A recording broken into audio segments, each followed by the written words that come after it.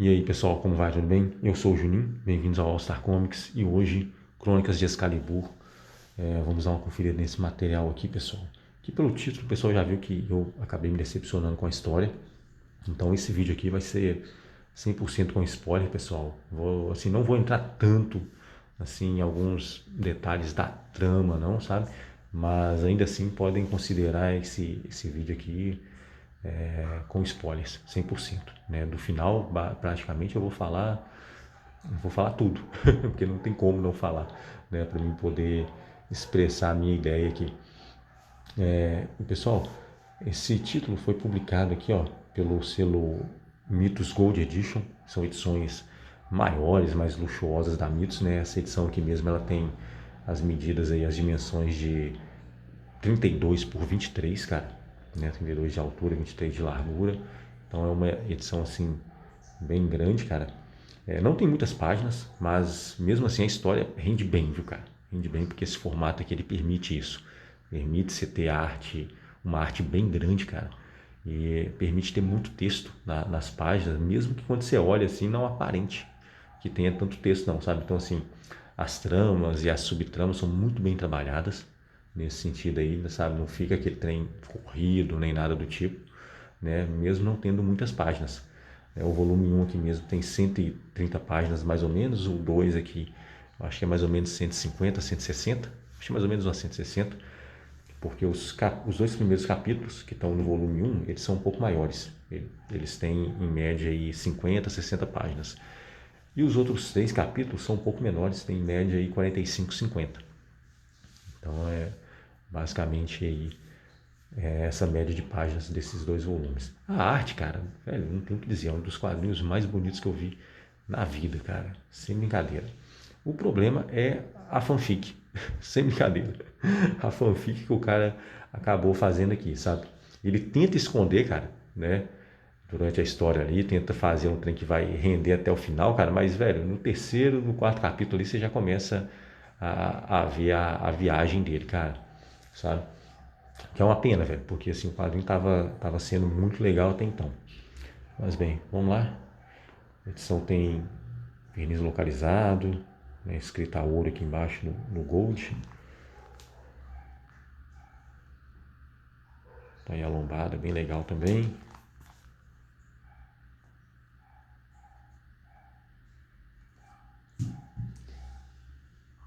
Bem, pessoal, vou falar basicamente aqui da, da trama aqui desse quadrinho, só o pessoal ter basicamente uma noção.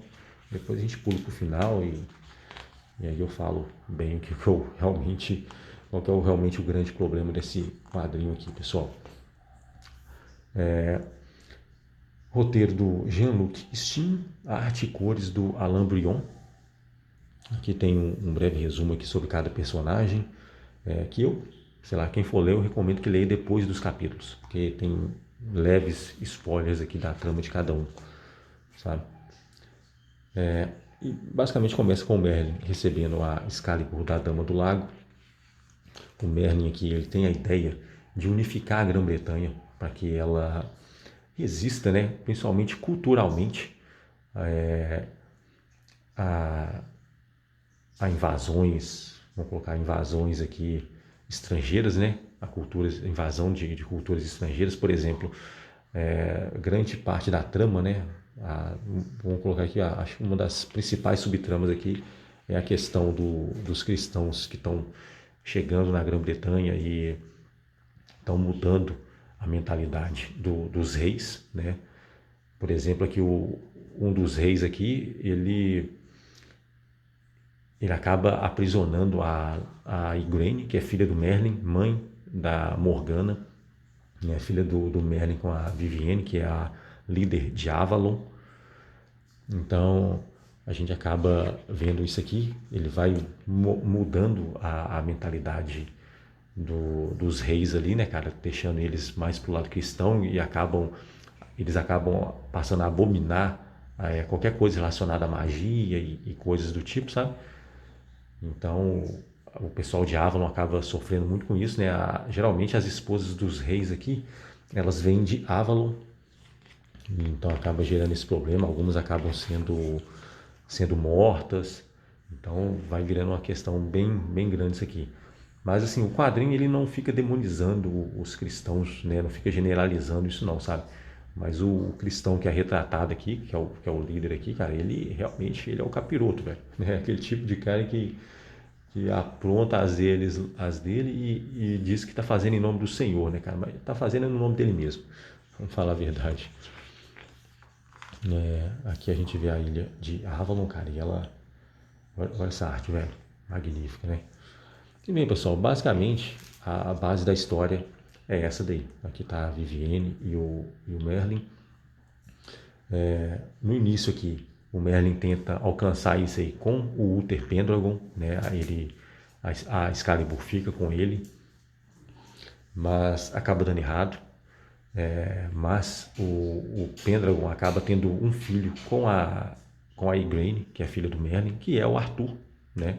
A Morgana já estava mais crescidinha ali, era uma criança. E em determinado momento, né, várias coisas, quer dizer, em vários momentos, né, as coisas vão dando errado aqui no planejamento do Merlin.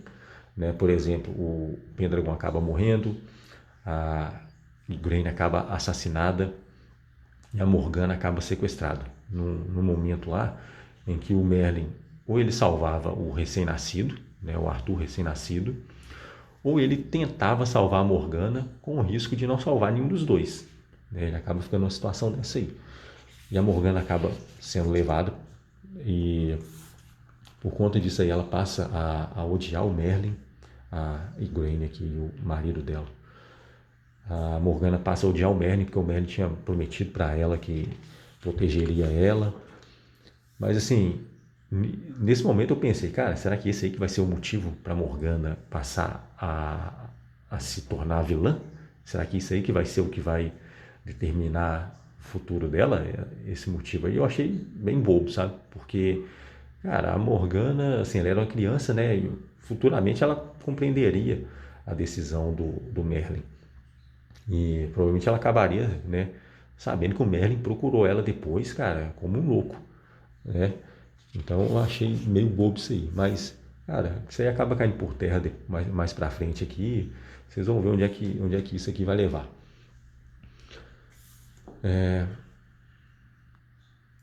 Então, pessoal, vai ter várias subtramas aqui. Não vou entrar em detalhes a respeito delas. Elas são boas, cara. Sem brincadeira, são realmente boas. São bem trabalhadas aqui. Tem vários personagens aqui. Né? O bom desse quadrinho com esse formato, cara, é que ele permite, né, que você tenha uma arte muito bem trabalhada e que tenha muito texto, velho. Né? Mesmo aparentando que não tem. Né? Você olha assim, você acha que não tem muito texto nas páginas, mas tem, cara. As subtramas elas são muito bem trabalhadas. Né? Não é um quadrinho que é apressado, mesmo não tendo muitas páginas. Né? Não é um quadrinho rápido de ler, cara. Você lê ele assim num tempo legal. E bem, pessoal, vai acontecer isso aí, né? O Arthur vai ser levado, quer dizer, o Arthur não, a Morgana vai ser levada. Ela acaba sendo levada pelo Cernunnos, né? que é um capiroto que tem aqui, basicamente. Né? Aqui está até ele. Acho que tem uma outra página aqui em que ele aparece mais para trás.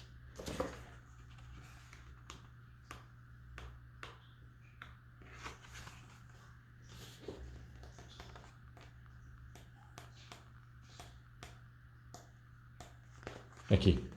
Esse daqui é ele, é o deus cornudo, né? O deus chifrudo. Então, se você conhece alguém assim, você pode chamar ele carinhosamente aí de Cernunnos, viu, pessoal? Ela acaba sendo levada por ele. Ele tem os planos dele ali para ela, mas assim, ela acaba fugindo posteriormente.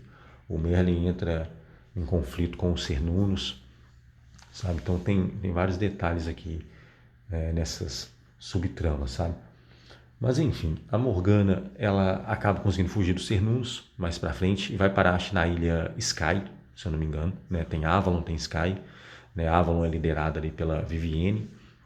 Sky é por uma outra feiticeira também muito poderosa que tem lá, né, cara? E nessa hora, assim, né, eu já fiquei pensando, falei, cara, duas ilhas lideradas por mulheres aqui, falei, cara, esse quadrinho, Será que não foi encomendado pela Marvel, pela Disney, não? Tá parecendo o MCU esse trem aqui. Mas, enfim, nada demais, cara. Né? Legal pra caramba, assim, né? Até então. Mas, bem, a Morgana ela continua odiando o Merlin por conta desse detalhe aí, cara. E depois que o Pendragon morre, eu pensei que tivesse um salto temporal, né? Fosse um salto temporal legal aqui pra gente ver o Arthur já maior e a gente acompanhar a jornada do Arthur, né? Porque, cara, quando se fala em Excalibur, velho, tem um básico, né, cara? Morgana é a grande feiticeira maligna, o Merlin é um feiticeiro poderoso e conselheiro do Arthur, né? Aí, obviamente tem o Rei Arthur, a Excalibur, né, que é a espada que estava na rocha, tem o Lancelot e vários outros cavaleiros ali. Então, assim, tem um básico, né, cara, que todo mundo conhece. E aqui, cara, aos poucos você vai vendo que as coisas não vão ocorrendo bem desse jeito, sabe? Chega determinado momento aqui, o Cernunnos ele chega e retira a espada, cara, da rocha. Ele retira o Excalibur da rocha. Você fala, cara, como que ele tirou? Né? Não era só pro cara que é destinado a retirar ela da espada conseguir? Né? No caso aí o Arthur, não era só para ele conseguir retirar a espada da rocha, né? Porque ele seria o merecedor, né? Seria somente quem é merecedor que conseguiria retirar a espada, né? Mas não, cara, o quadrinho explica que qualquer um com grande poder mágico pode retirar a espada. E dá a entender também, né, que o Arthur só vai conseguir retirar a espada porque o Merlin colocou a mandinga lá, quando ele colocou a espada na rocha, que permitiria o Arthur retirar a espada. Então, o Arthur ele não é merecedor. Ele não é digno de verdade de retirar essa espada. É tudo um maracutaia do Merlin, né? E você vai vendo muito pouca coisa do Arthur. Você vê ele pequenininho em Avalon, junto com o Lancelot, que é um pouquinho maior que ele. Depois você vê o Merlin conversando com outro rei lá para poder começar a instruir o Arthur a ser um grande líder e coisas do tipo, né? Sabe? E você não vê mais nada, então você não vê a jornada do Arthur, sabe? E o quadrinho vai caminhando para o final, né? Tem esse detalhe aí, né? Que o Cernunnos consegue retirar a espada, mas isso aí foi uma visão do Merlin e o Merlin vai lá e corre para impedir, né? O Cernunnos de retirar a espada, ele vai lá e consegue impedir que isso ocorra. E basicamente você não vai vendo mais nada do Arthur, cara. Né? Você vai vendo várias coisas das outras subtramas ali, vê a questão da Morgana e parar nessa outra ilha Sky. E ela chega nessa ilha, cara, e ela aprende, né? Ela vai aprender a lidar com os poderes dela, mas ela também passa a aprender a ser guerreira, sabe? A derrotar vários guerreiros sozinha. Cara, aí você olha assim, cara, eu falei, velho, pera aí então. Então o Arthur não vai ser, não é um cara digno de verdade de retirar a espada. A gente não tá vendo nada da trama dele, né? A gente não tá vendo os perrengues que ele vai passar para se tornar digno disso, né? Então, basicamente, ele não vai, se não tá mostrando é porque não passou, né? É o que eu tava calculando ali. E qualquer ser poderoso pode retirar a porcaria da espada da rocha, velho. E quem está aprendendo a ser guerreiro e também é muito poderoso? Cara, justamente a Morgana. Aí eu comecei a calcular isso aí, cara. Isso aí do terceiro, quarto capítulo, você começa a ir pegando essas coisas, né? E no decorrer do quinto capítulo ali também. Você começa a ir captando essas coisas, cara. Você fala, velho, olha só para que lado que o canalha do roteirista aqui tá levando isso, velho. Sabe? E, cara, é justamente o que acontece. Sabe, velho? Ele vai lá e muda isso, cara, sabe? Fala, nossa, velho, decepcionante pra caramba, velho. Porque, assim, ele não te dá a entender nada, velho, de que o quadrinho vai para esse lado, né? Ele tá, tipo assim, quando você compra o quadrinho, você pensa o quê? Pô, vou ler a história ali, as Crônicas de Excalibur, né? Que é aquele basicão que eu citei há uns minutos atrás aí, sabe? Você pensa nisso, né, cara? Eu sou, assim, meio conservador com essas coisas, sabe? Por exemplo, se eu soubesse que esse quadrinho aqui ia para esse lado, eu não compraria, tá ligado? Eu não teria comprado porque, sei lá, não é o tipo de coisa que eu curto, sabe? Eu prefiro ver o quadrinho, né? Mesmo que seja uma adaptação e muitas coisas podem mudar, mas o básico eu espero que ele seja mais fiel ali ao que eu conheço, tá ligado? E não essa viagem toda que o cara faz aqui. Ele basicamente transforma o quadrinho numa fanfic. Eu vou mostrar pra vocês o final aqui ainda, sabe? Por exemplo, se ele coloca na capa aqui, pô, Terra 703, What If? Né? O que aconteceria se Morgana retirasse a espada? Tá ligado? Pô, tranquilo, velho. Você já tem uma noção do que você tá comprando. Mas não, velho, o quadrinho não te dá ideia nenhuma do que você pode estar comprando, sabe? Você acha realmente que você tá pegando uma edição ali, né, com a trama mais fiel ao que se conhece culturalmente a respeito da Excalibur, né?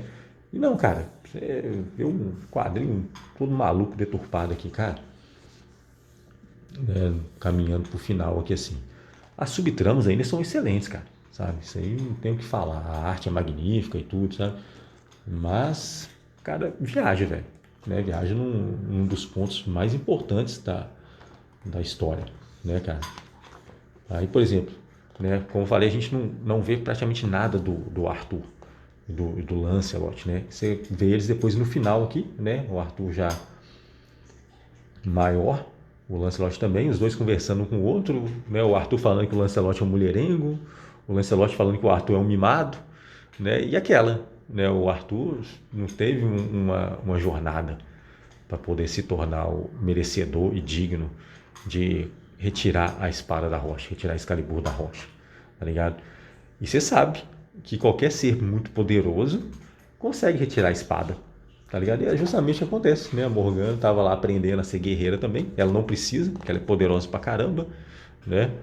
Ela nunca precisou disso, de manusear a espada, né? Justamente pelo grande poder dela.